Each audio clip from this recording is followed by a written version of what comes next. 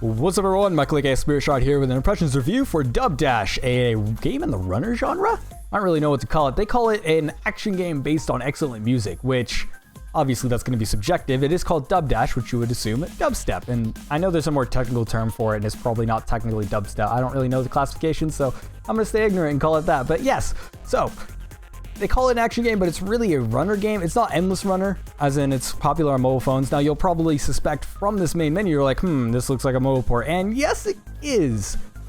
But it's not the terrible one, but there are some caveats we'll obviously talk about. For one, no keyboard support in the menus, no gamepad support in the menus either. It does claim that it has keyboard support, gamepad and keyboard support and stuff like that, but I can't get my gamepad to actually work, so I just use the mouse for the game. And the keyboard works fine. You can actually rebind them. We'll go ahead and look at the options over here.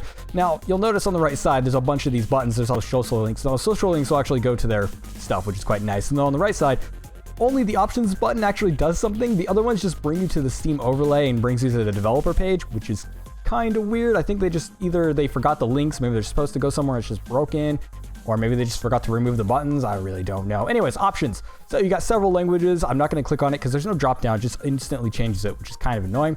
Then you have your sound. So you have music and sound effects, quite standard. And then you have visual effects. So this is kind of interesting. They normally don't have these from mobile ports, so this is kind of nice, but you can actually change everything. And if you have trouble running the game, which I haven't quite yet, I will talk about that in a second. It's not necessarily highly demanding, so you probably won't have to, but if you do, you can turn it down if you want to. And then you have key bindings, so you can actually rebind everything, and you can double bind, which is quite nice, and you can actually do that up to 4 players. Now there is co-op, or not really co-op, but there's multiplayer in the game, but it's exactly the same as a single player, and it just shows that there's 2 worlds on the screen at the same time. It's kind of weird and not really special, but if you had 2 people that wanted to play at the same time, you can do that, and then you can do kind of a challenge thing and be like, oh, who can make the farthest? But you could also do it with a single player. I prefer it in single player. Anyway, so I was saying I was going to talk about some performance stuff. Now, normally, when I was playing it normally, it was running perfectly fine, but when I started my recording software, it started getting some hitches here and there, and I got it working somewhat stable. So there might be some hiccups, like performance hiccups, but that's because of my recording software. I'm not really sure what's up with that, but it normally runs fine. So I just thought I should mention that. Anyway, so we're going to go ahead and talk about the stuff. So we're going to go ahead and head into a single player, and let's go ahead and do one of the early levels. Let's go ahead and do the first level, just so I can talk about it for a second. Now there's 2 game modes. There's the standard single player mode, which is going to be your set levels, and then there's a challenge mode, which basically just does random levels. So here we'll see we're actually doing the runner stuff, and you're going through, you click left and right to move left and right. Seems pretty basic, and you also notice the kind of way the visuals are. Now at first it was very confusing to my eyes, but I actually got used to it quite quickly. Now it kind of plays off of that whole stereotype of the dubstep stuff, and it kind of ties the movement and stuff like that to the rhythm as well. So you'll be dodging obstacles in the rhythm, and you'll see it better in the later stages. So now that I've shown this, now that seems pretty basic, as in moving left and right. Now they actually do a lot of different things before you click off this video. Make sure you watch the rest of it, because they actually do some interesting things. Now I think it's this one I wanted to show. I just beat it today. It was crazy and I like it. This game actually gets rather challenging. Oh, I should go back though real quick. So if I go ahead and click here. Now this is the amount of songs that they have in the game. I should mention this because this is kind of a value proposition. This is not a long game, but it is very, very challenging near the end. Now I've unlocked all the levels. I haven't finished the last one yet, so I don't necessarily know if there's more content afterwards.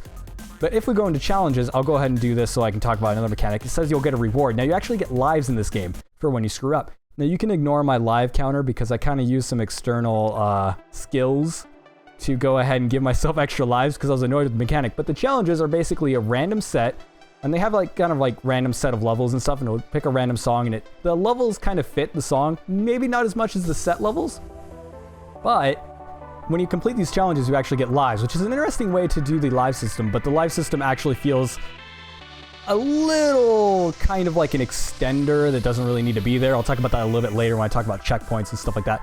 But yeah, so basically that's how challenges work. But the main content, I feel, is going to be the single player, and the challenge is more going to be extending the lifespan of it. So I think it's Anti-Headache is the one that I rather like. I liked the song, and I liked the level. It was quite challenging. So yeah, there's some graphical hiccups I was talking about. That happens every once in a while when I'm running my recording software. Normally it doesn't. Now you'll see we're actually not running on a line, but we're actually switching our direction. Now this is actually one of the interesting things about it. Until you get to the last 2 levels, which just takes all the mechanics and makes everything crazy. Now I just died there, so what I can use is I can use a live to go back to that gate. And you can do this at any time you pass one of these gates, which is super nice when you're trying to complete long levels. Anyways, back on topic. The last 2 levels kind of take all the mechanics and just make everything crazy and up 10 notches, which I'm on the very last level and I can't beat it quite yet. But the interesting thing about the other songs is each one actually introduces a new mechanic, and then that new mechanic is normally carried over to the next song. And so the game gets more and more complex and more visually confusing in a sense. You have to get used to it each time you go to it. And I think this is one of the first runners that I've played where I'm like, oh wow, this is actually really cool. And I was excited to beat each level because I was like, oh, what's going to happen next? Like, how are they going to twist my brain upside down? Like this one, oh my god, that confuses me so much. Now, for when it goes upside down and sideways and stuff like that, it actually inverts the controls depending on the direction, so you actually control a certain circle. So my left click is actually controlling the right one, the one on the right now. And so you actually have to think of like, oh, how is it? Well, I'm just not doing well right now. This is how I actually go through a lot of lives. But it actually, you know, makes you think for a second. And you're like, all right, so this is how I do this. And then I also have flying segments to where you tap, and it has a weird momentum to it, which is kind of strange. But you get used to it after a while. So once again, every time you go into a new area, I like to have a few lives because you're going to go through and you're probably going to be like, all right, how does this mechanic work?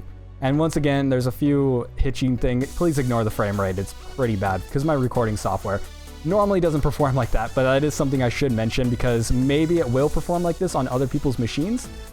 It's kind of unplayable in the later ones when you get to some crazy stuff, but yeah, and I actually went through that with only failing once, which is quite impressive. It took me like 20 tries to actually finish that the first time. So yeah, the life system I kind of want to talk about is there's these checkpoints that I'm obviously using lives for. Now, when you complete a challenge, you get like 5 lives or something like that. I don't know if you actually end up getting more because I haven't actually finished a challenge since I kind of cheated. But wait, I didn't cheat. I used external skills. We're going to say it that way. I don't know if it actually ends up being more, but you can burn through 5 lives very easily. But at the same time, that kind of extends the life of the game because the game really isn't that long. As in, if you're really good at these types of games, you can complete it within an hour, like very easily. So that live system actually extends it, but I feel like it's a very unnecessary component. As in, I feel like I should just be able to restart from each one because you're still rated based on the number of retries you had. Now, the extended life, I feel, would actually be going through each level and being like, oh, maybe I can do this without dying. And so if I actually pass this one, I kind of want to clear it because it's cool. Yeah, all right. And then we go into another flying section. So that's where I feel like I'm just going to go back to the main menu. I kind of screwed up there. So I feel like I'm going to go ahead and pick a different song, actually. Let's do Helium. This one was challenging. And it actually adds a lot of challenge and stuff like that to it, but it feels so arbitrary because it's like, oh, I just, I need to go grind more lives is what it feels like. Because the challenges, the more you progress through the game, the more varied they get, but at first, it's very unvaried, and it's very much the same thing over and over again. Like, I feel like I've played the same challenge over and over again.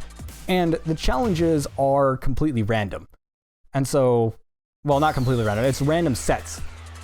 But you don't get to pick a challenge, so I feel like it would be a lot better if there was like a challenge set, and then maybe it had diminishing returns when you replay the same one over and over again or something like that. I feel like that would be a lot more interesting mechanic. Instead, they went for this mechanic to where it's like, oh, now I gotta grind this other one that I'm gonna have no clue what it's at and I'm not practicing it. And you can actually spend lives on those too. And if I don't want to use lives though, I can just completely restart the level. So let's say I screw that up and I'm like, screw it, I'll just restart the entire level and start from the beginning. So there is that element.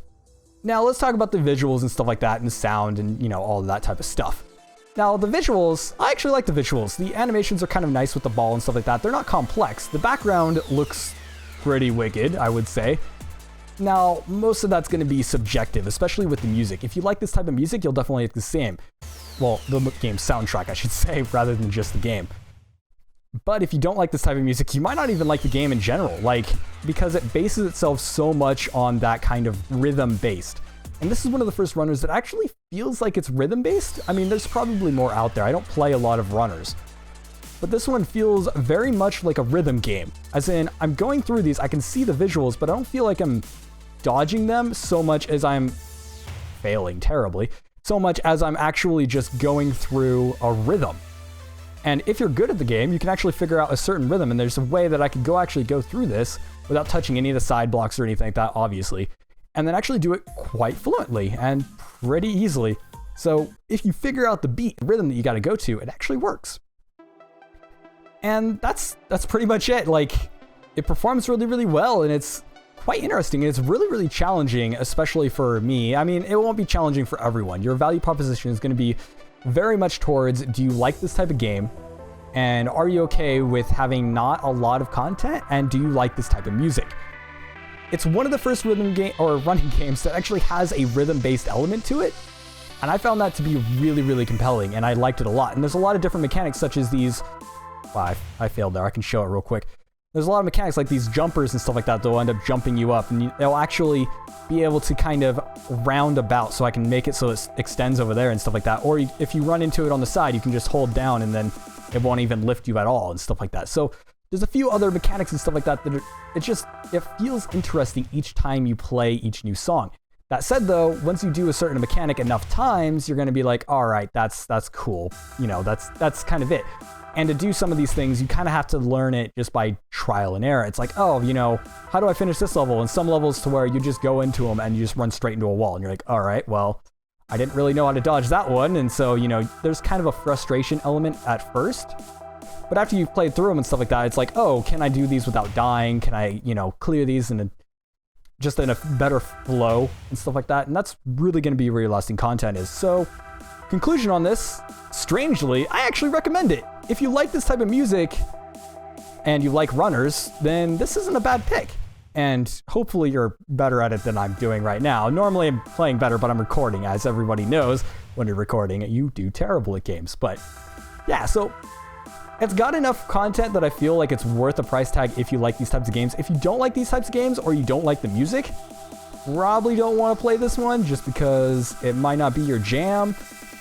But overall, like, if you like runners and stuff like that, it's definitely a pretty good game, and it does enough interesting that I haven't really seen much of. Like, the mechanic of the flying and the stuff like that, I've seen it before. The mechanics like running side by side and stuff like that, I've seen it before.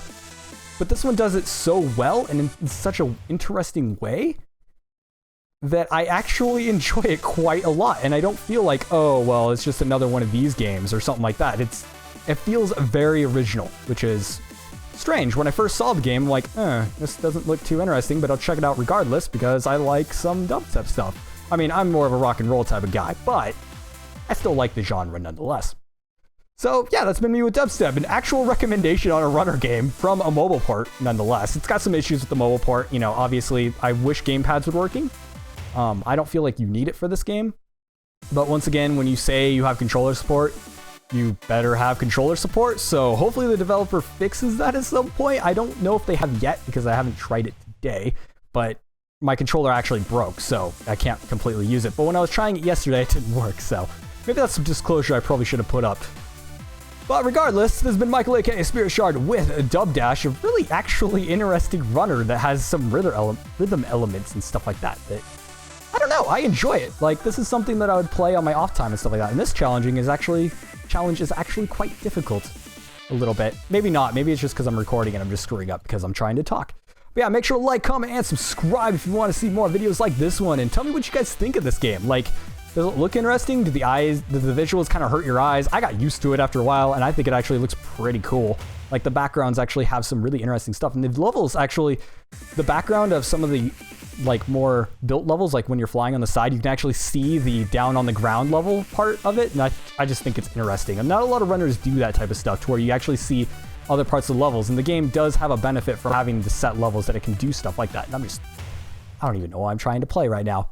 But anyways, yeah, just leave me some comments on what you think of this game. And should I check out more mobile type games? Like, I've been thinking about covering some of the mobile games that come over into PC. Most of the time I ignore them because they're terrible. But this one was actually really good, and I played some other ones on the channel that were actually pretty good too. So I'm thinking I should probably check out more of them and maybe, you know, see some of the other Windows ones as well. So I don't know, just leave me comments. Anyways, see you guys in the next video.